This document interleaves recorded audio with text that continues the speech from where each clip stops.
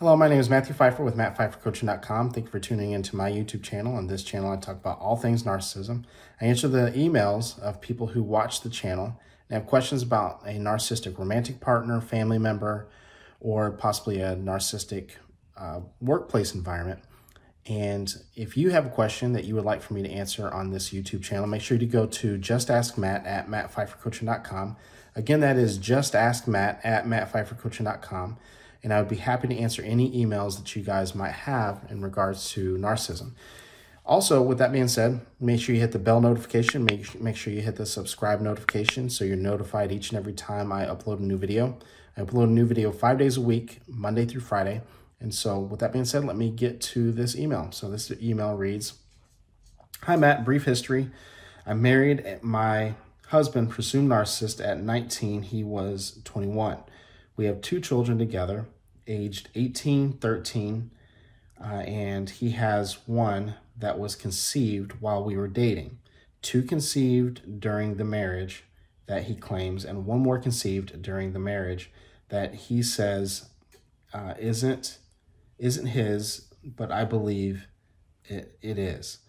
3 years ago, he was arrested, tried, and convicted of multiple crimes. He's been fighting it due to technicalities, and it looks like he may be getting out before Christmas. My question has layers. First, I've expressed to him about wanting to get a divorce and not being able to deal with things because I'm not able to deal with things from the past. It's as if him getting so far away allowed me to open my eyes to see what was in front of me the whole time. It's important for people to understand that. The fact that she just mentioned that when there was space, she was able to see what everything was. The reason why I want to bring that up is because of the trauma bond. A lot of times people, when they're in it, it's very difficult for them to see. But when there is space and when there is time, your eyes, the blinders start coming off to the manipulation, to the game playing, to the abuse and that sort of thing. So it's important for people to understand that. He asked me to wait until he got out. I agreed. You should not have.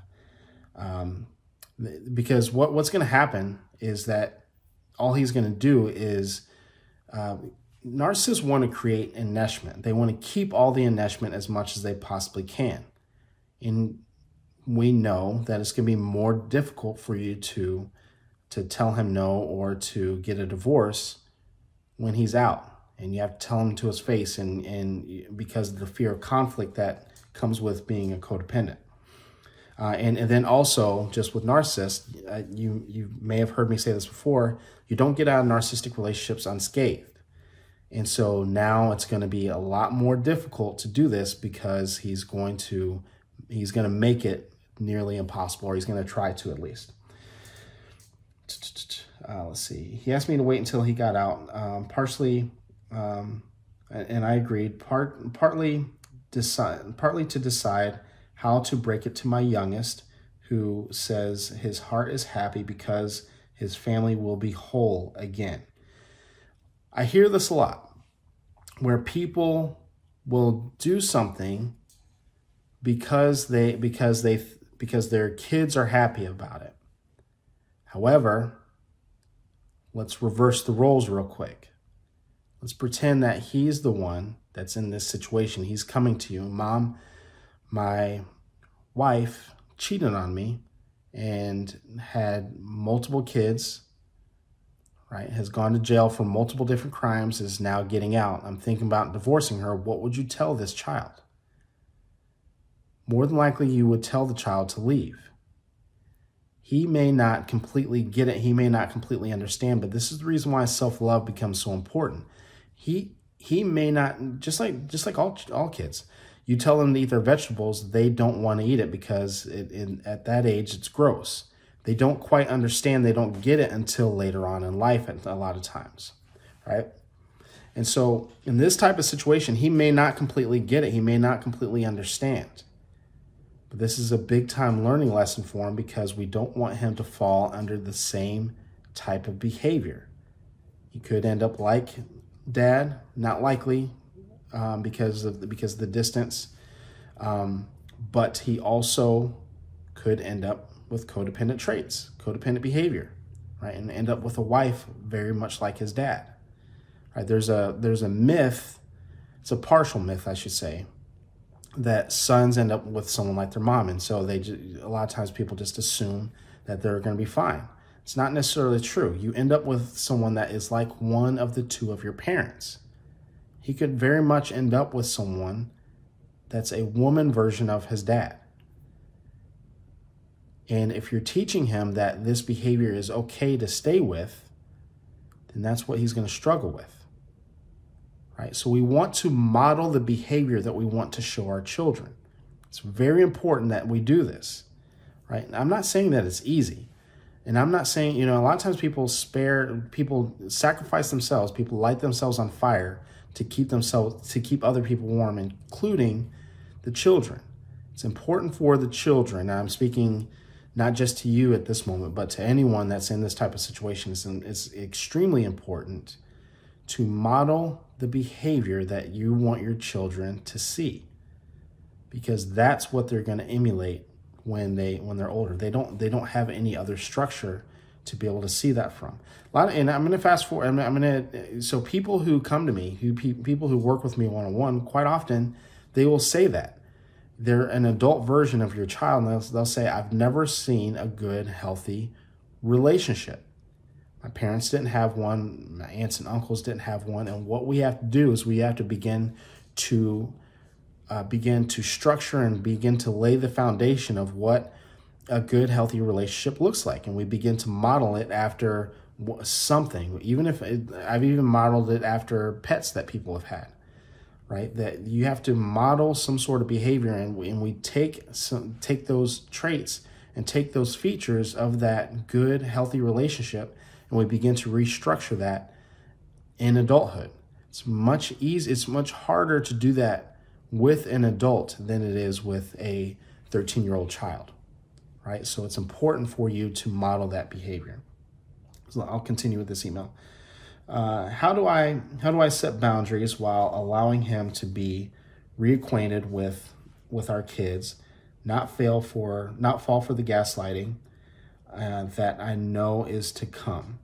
When we start talking about these gaslighting features and we are acknowledging that he has narcissistic behavior, here's the problem, a big problem. As much as I encourage boundaries, and as much as boundaries are an important part of self-love, the reason why it's so difficult to set boundaries with a narcissist is that they do not respect them whatsoever. They see it as a challenge. You're going to set a boundary and it's going to cause immediate conflict. And I'm not telling you not to set boundaries, but it's a problem. Right? This is the reason why you hear me say things like you cannot heal in the same place that you got sick. You have to get better at setting boundaries and get better at setting boundaries and get better at implementing self-love. The problem is that when he gets out, he's not going to allow for that.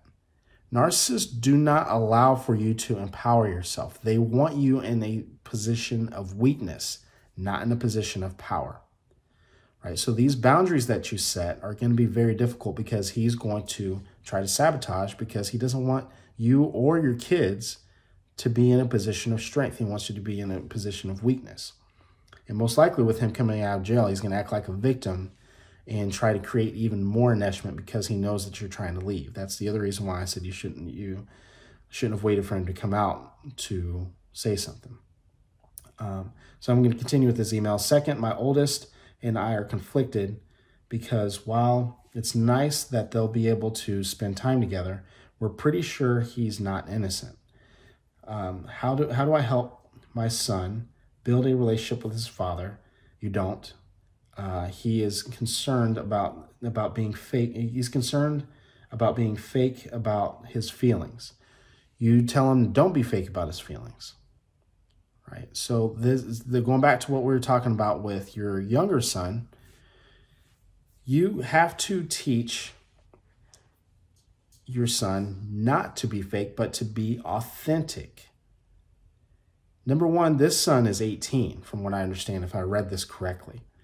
Right? So he's old enough that he can start to make some of his own decisions. And if he doesn't want to have a relationship with his father, then that's going to be completely up to him. It's going to be, this relationship needs to be between, this is not for you to fix. And that's a very strong codependent trait. This is a relationship between the two of them. What you actually need to do is you need to validate his feelings, right? And tell him and let him know that it's okay for him to feel the way that he's feeling, and allow for him to make a decision on his own based on his own feelings. You don't have to fix everything, right? And a lot of I understand with people with codependent traits, you want everyone to feel good. You want everyone to be in a good position. That's up to them. And sometimes people get into a better position after you allow for them and after you empower them to feel their own feelings and make better decisions and better judgments based on those feelings and based on those emotions, right? We're trying to empower. We're not trying to do for him. We're not trying to solve him. We're not trying to fix him. We're not trying to fix your husband or soon-to-be ex, right? We need to allow for these things to take place. But what you can do, once again, is to validate his feelings and to be there for him. Let me continue with this email. Lastly, should I expect the narcissism will get worse considering he beat the system? He beat the system, and he's determined to hold everyone accountable for him being in jail. Yes, 100%. Narcissists get bent out of shape about people who have, even if he is 100% wrong, they get bent out of shape about people who have crossed them. So not only does narcissism, and keep in mind, a lot of times people ask me questions like, does narcissism get worse? Maybe it'll get better over time as they mature. No, it does not. Right? Number one, there's no cure for narcissism. There's no medication for it. There's nothing for it. Right? But with that being said, does it get worse as they get older? Yes, it 100% does. And the fact that he's getting out and he now feels entitled to punish those who have wronged him, right? Look out. Let me continue with this email. His getting out brings with it a large monetary settlement, and I fear all the changing he said he's done will be out the window because he has something to prove. Please help. You're right. The reason why I know that you have to do a much better job of trusting your gut. If you listen to the way that you ended this email, you know what he's going to do. You already know that this is manipulation. You basically spelled out everything that he's going to do. You know what's happening. And yet, at the same time, you're questioning whether or not you should stay with him. You know that he has not changed. Right? That's how you've laid this email out. Right? You know that you have your answer. Right? You know that he's going to get this monetary settlement, that he's not changed, that this is lip service, but you have not even seen any action. Right? He's not even out for you to be able to see the behavior, but you already know that you already know that he's going to be bent out of shape about revenge and about getting people back. And you've already mentioned gaslighting as well, right? So you already know what to expect. It's going to be more difficult for you to leave this once he's out, but it's not going to be impossible. One of the things that I know will happen is that he's going to try to make you feel responsible for him and his well-being because he's coming out of jail. This happens quite often. I've seen this multiple times where a narcissist or someone who's on the cluster B spectrum will come out of jail and they will make you feel like you're responsible for their well-being, or I'm going to be homeless, or where am I supposed to stay, this and that. That's up to them, right? But you cannot light yourself on fire trying to keep him warm in this type of situation, in particular when you have children involved. So with that being said, if you would like to book a one-on-one session with me, go to mattpfeiffercoaching.com, or you can go down to the link below. You can also go and subscribe to all of my other social media channels down below as well. I also have a podcast called Toxic to Triumph that you can get on all major podcast platforms, Spotify, Apple Podcasts, Pandora, iHeartRadio. All of that is in the link below as well. And also, if you would like for me to answer any questions that you might have right here on YouTube, make sure you go to Just Ask Matt at mattpfeiffercoaching.com. Again, that is Just Ask Matt at mattpfeiffercoaching.com. Just make sure you keep it 2 to 3 paragraphs max, and you're very direct and to the point of what your question is. And with that being said, I'll talk to you soon.